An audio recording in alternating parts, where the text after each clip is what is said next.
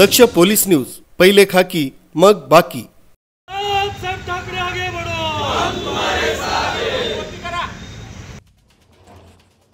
मुंबईत होणाऱ्या सत्याच्या मोर्चासाठी नाशिकहून शेकडोंच्या संख्येने मनसेचे पदाधिकारी रवाना झाले।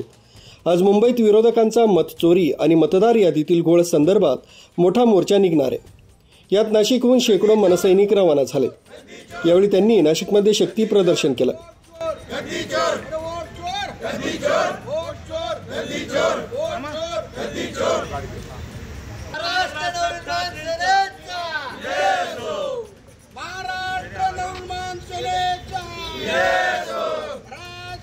जनतेला फसवून हे सरकार आलेलं आहे। मतदारांची दिशाभूल केली आहे। 96 लाख मतदार वाढवले असून ते बोगस मतदार यादीतून वगळावे यासाठी हा सत्याचा मोर्चा आहे आणि यात सगळे नागरिक सहभागी होणार असल्याचं मनसेच्या पदाधिकाऱ्यांनी सांगितलं।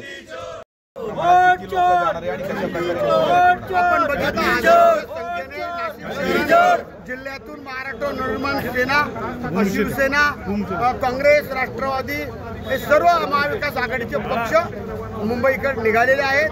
जी मतचोरी केलेली आहे, जे 96 लाख मतं वाढवले आहे ते कमी करण्यासाठी, निवडणूक आयोगाला रकान्यावर आणण्यासाठी, भारतीय जनता पार्टीला धडा शिकवण्यासाठी की तुम्ही मतचोरी करून निवडून येतात आलेले आहात, पुढे तुम्हाला यायचं आहे, ते थांबवण्यासाठी खरा हा मोर्चा आहे। मोर्चाला तुम्ही निघाला आहात, मोर्चा तरी होणारच आहे, पण स्थानिक पातळीवरती सुद्धा लक्ष द्या, अशा पद्धतीचे आदेश राज ठाकरेंनी दिलेले आहे। स्थानिक पातळीवरती काय करणार आहे आपण? अहो, जनताच आता आमच्या बरोबर आहे। भारतीय जनता पार्टीच्या महायुतीच्या विरोधामध्ये असं मतं चोरून निवडून येतात, कायदा सुव्यवस्था बिघडतात, लोकांच्या शेतकऱ्यांवर अन्याय करतात।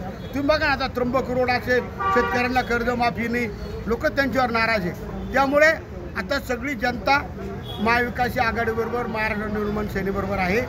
आता त्यांना माहिती आहे आपल्या बाजूने लढणारे हीच लोक आहेत, हा पक्ष आहे, त्यामुळे आम्ही जनता आता खुश आहे। न्यूज ब्युरो, दक्ष पोलीस न्यूज, नाशिक।